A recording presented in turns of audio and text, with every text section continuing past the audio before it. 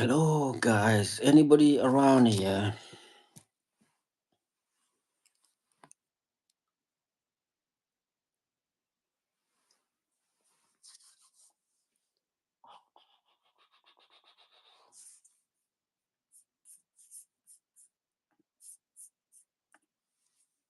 Until today, nobody at the Daily Wire had commented on Candace Owens' departure from the Daily Wire. Ben Shapiro went on Piers Morgan's show where he was asked, and he said, I'm not going to talk about it. Candace Owens hasn't publicly talked about it.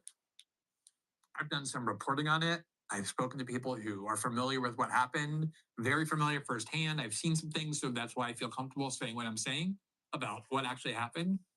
But Ben Shapiro went on the podcast of Dave Rubin. As I said, both of them are two people who have gotten very, very rich in right wing politics in the last 6 or 7 years by opposing cancel culture and defending free speech. And yet they're also very ardent supporters of Israel. And they both have, on occasion, in the last several months, and we've reported this before, violated principles they said they believed in the name of supporting and defending Israel. Here, for example, was one of the more amazing examples, which was on October 12th, when Dave Rubin, who has spent years saying that the West is collapsing because of its abandonment of the free speech values, responded to news that France had banned pro-Palestinian protests, had made it illegal to go out into the street and protest in favor of the Palestinians. You were allowed in France to go and protest in favor of Israel. You just couldn't go and protest in favor of Palestinians. Instead of saying what he would have said if he were being consistent with everything he said over the last 6 years that made him very rich, which was censorship is wrong, we need free discourse in the West. Instead, he said the opposite. He said maybe the West is a chance. Maybe, meaning, although I've been saying for 7 years that the West is collapsing because of a lack of free speech, now I'm going to say, now that the censorship is aimed at people I disagree with, the salvation of the West lies in censorship.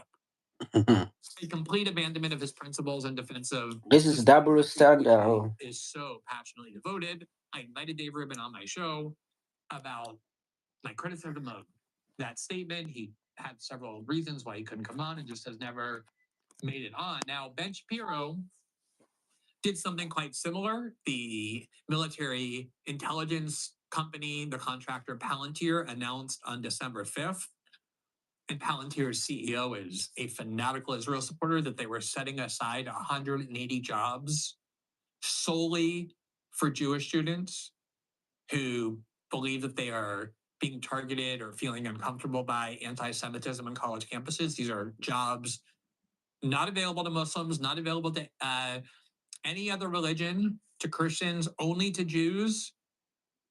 This is the kind of set aside that obviously people like Ben Shapiro have been ranting and raving against as evil. And yet, because in this particular case, Palantir was setting aside jobs for people in Ben Shapiro's group, not in other groups, Ben Shapiro went on to Twitter and in response said 2 words: love this. And then, Guys, thank you for joining me. We're listening to what is his name again? Glenn. Glenn is trying to show us why the Ben Shapiro's, um, hypocritical defense of Candace Owen. Okay. spent the whole day saying, what do you mean? How do you love a set aside reserved only for Jews? You've been arguing for more than a decade that these kind of set asides are illegal and immoral.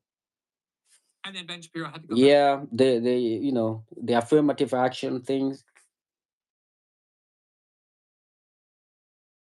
Some people calling me. To Twitter and very reluctantly say, oh, I guess all these jobs should be available for everybody. But then why did he comment on it at all? If they were available for anyone, it would have just been the creation of 180 jobs. That's the abandonment of principle in defense of Israel that we're seeing constantly on the right. That was what the first segment was about as well.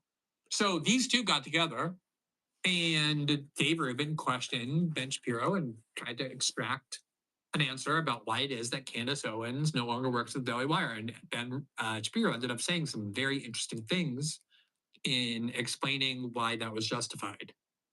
All right, so let's do the elephant in the room for just a moment, because I saw you this week on Piers Morgan. He asked you repeatedly about Candace. You repeatedly basically said, I won't talk about that. I'll say it here too. Yeah, and that's fine. And it's interesting because we all sort of came up together to different extents, and we've all done a million things together in public events and networks and all those things. It seems to me that at this moment, she's now a free agent. She happened to end up on Locals, which I created, and we're a platform, not a publisher that you guys are. Can you at least talk to just sort of where it's at now? She's not with you. She's free. She's free to do whatever she wants to do, to be wherever she wants to be. And the difference between a publisher like the Daily Wire and a platform like Locals is obviously that a platform should have a very And Ben Shapiro, hello. Mm, I think my internet is not working.